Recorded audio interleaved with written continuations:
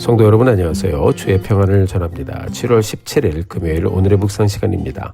자, 어제부터 우리가 이사야서의 말씀을 함께 묵상하기 시작했습니다.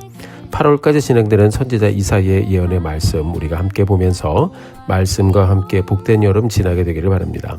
오늘 함께 보실 말씀은 이사야서 1장 21절부터 31절까지의 말씀입니다.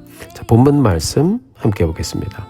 신실하던 성읍이 어찌하여 창기가 되었는고 정의가 거기에 충만하였고 공의가 그 가운데 거하였더니 이제는 살인자들 뿐이로다. 내 은은 찌꺼기가 되었고 내 포도주에는 물이 섞였도다. 내 고관들은 패역하며 도둑과 짝하며 다 뇌물을 사랑하며 예물을 구하며 고아를 위하여 신원하지 아니하며 과부의 송사를 수리하지 아니하는도다.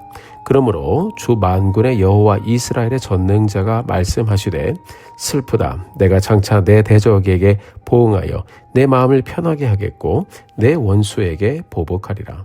내가 또 내 손을 내게 돌려 내 찌꺼기를 잿물로 씻듯이 녹여 청결하게 하며 내 혼합물을 다 제하여 버리고 내가 내 재판관들을 처음과 같이 내 모사들을 본래와 같이 회복할 것이라. 그러한 후에야 내가 의의 성읍이라 신실한 고을이라 불리리라 하셨나니 시온은 정의로 구속함을 받고 그 돌아온 자들은 공의로 구속함을 받으리라. 그러나 패역한 자와 죄인은 함께 패망하고 여호와를 버린 자도 멸망할 것이라.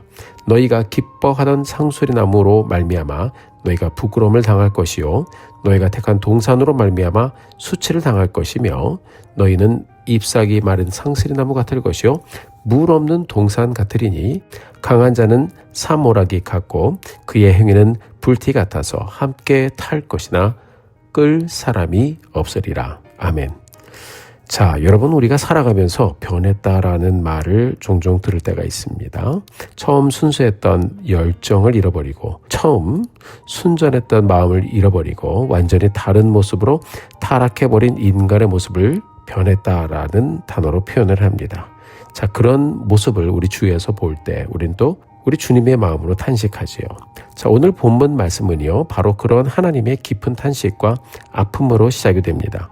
하나님께서 친히 택하시고 세우셨던 거룩한 도성 예루살렘이 어떻게 타락했는지, 그리고 그들을 향한 하나님의 무서운 심판과 그럼에도 불구하고 포기하지 않으시는 거룩한 회복의 메시지가 오늘 본문에 담겨 있습니다.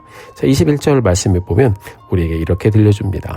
신실하던 성읍이 어찌하여 창기가 되었는고 정의가 거기에 충만하였고 공의가 그 가운데 거하였더니 이제는 살인자들 뿐이로다.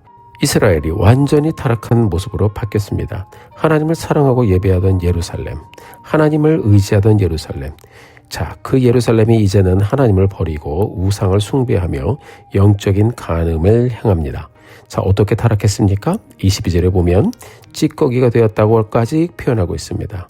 순수함을 잃어버리고 거룩함을 상실한 모습입니다. 포도주에 물이 섞었다. 자, 이게 무슨 말씀입니까? 가짜와 거짓이 판치는 세상이 되었습니다. 희석되어서 순전한 모습을 잃은 세상인지 하나님 편에 있는지 구분이 안 가는 이스라엘의 모습입니다. 23절을 보니까 지도자들 역시 타락했습니다. 고아와 과부의 억울함을 돌보지 않았습니다. 그들을 돌보라고 물질의 축복을 주셨고 그들을 돌보라고 세상적인 지위도 주셨는데 뇌물만을 구하고 자기의 쾌락만을 구합니다. 돌보지 않았습니다. 자, 이 말씀을 보면 예루살렘은 거룩과 순결을 완전히 잃어버린, 본질을 잃어버린 모습으로 서 있습니다. 하나님은 이전에 신실하던 예루살렘이 그 본질을 잃었기 때문에 탄식하셨습니다. 자, 우리가 선지자의 탄식을 통해서 또 이 말씀을 보면서 우리를 돌아볼 수 있게 되기를 바랍니다. 여러분들의 신실하던 모습, 순전하던 모습, 여러분 혹시 잃어버리지는 않았습니까? 혹시 우리의 삶도 외적인 종교 활동에 익숙해지지는 않았는지 또 우리가 곰곰이 생각해보고 우리의 모습을 돌아보면서 하나님께서 우리를 향해 말씀하시면 과연 우리는 어떤 말씀을 들을 것인가, 우리가 그것도 한번 곰곰이 생각해 보면서 우리 스스로를 깊이 성찰하며 시작하게 되기를 간절히 바랍니다. 자, 이어지는 24절, 25절을 보면요, 하나님은 이 패역한 성읍들에 대해서 보응하시겠다라고 말씀하고 있습니다. 그러나 이스라엘을 향한 보응은 소멸이 아닙니다. 소멸이 아니라 바로 회복이다라는 것을 말씀을 통해 또한 들려주시죠. 자, 25절에서 찌꺼기를 녹여서 청결하게 하고 혼합물을 다 제하여 버리실 것이다 라고 했습니다. 자, 이어지는 26절, 27절의 말씀 같이 한번 볼까요? 내가 내 재판관들을 처음과 같이 내 모사들을 본래와 같이 회복할 것이라. 그러한 후에야 내가 의의 성읍이라 신실한 고을이라 불리리라 하셨나니 시온은 정의로 구속함을 받고 그 돌아온 자들은 공의로 구속함을 받으리라. 아멘. 자, 여러분, 그렇습니다. 하나님은 심판의 과정 후에 예루살렘을 회복시키실 것을 선포하셨습니다.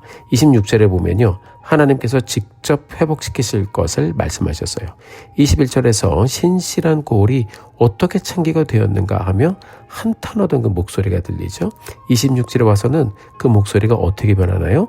여호와 하나님의 회복이 선포되고 예루살렘이 다시 의의 성읍으로 신실한 고을이라고 불려지리라 하시면서 회복의 말씀을 선포하셨습니다. 자, 그러나 여러분, 이렇게 회복을 다시 받기 위한 한 가지 조건이 있습니다. 28절의 말씀입니다.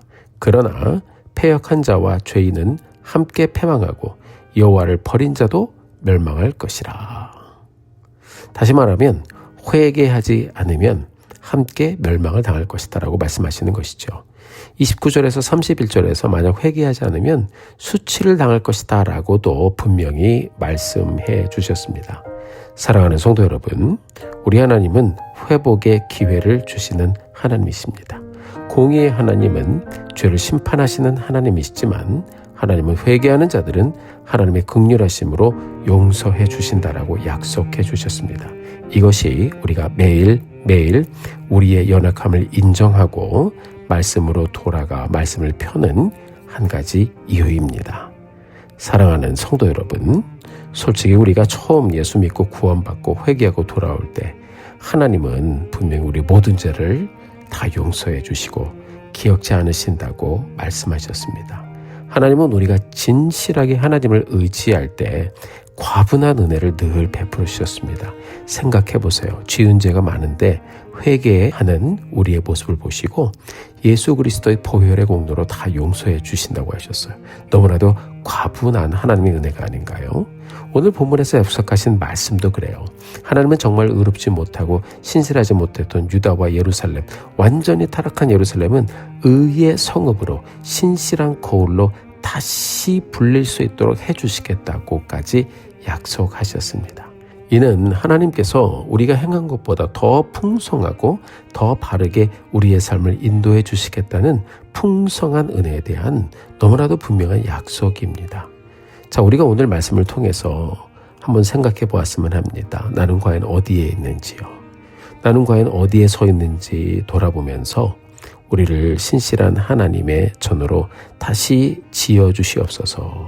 하나님께 무엇을 비우며 가야 할지 물어보시면서 또 마음에 깨달아지는 것들이 있다면 주님 앞에 회개하고 다시 한번 이 하루를 정결하게 주님 기뻐하시는 모습으로 다시 출발하게 되기를 주님의 이름으로 축복합니다. 오늘이 기회입니다. 신실한 거울로 하나님의 거룩한 천으로 오늘도 귀하고 복되게 쓰임받고 드려지는 우리의 삶 되기를, 우리 사랑하는 성도님들의 삶 되어지기를 예수님의 이름으로 축복합니다. 함께 기도하시겠습니다. 존귀하신 아버지 하나님, 은혜를 감사합니다. 오늘도 말씀을 통해서 또 우리를 향해 질책하시는 하나님, 다시 바로 서라고 그 첫 마음을 잃지 말라고 호소하시는 하나님의 음성을 들으며 다시 회개의 자리로 돌아갑니다.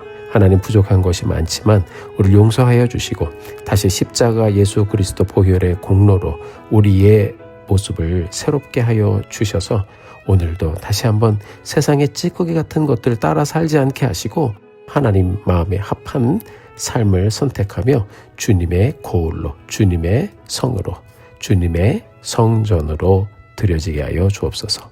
감사와 영광을 주님께 올려드립니다. 예수님의 이름으로 기도드렸습니다. 아멘. 사랑하는 성도 여러분, 오늘도 힘내십시오. 여러분들을 위해서 기도하겠습니다. 사랑하고 축복합니다.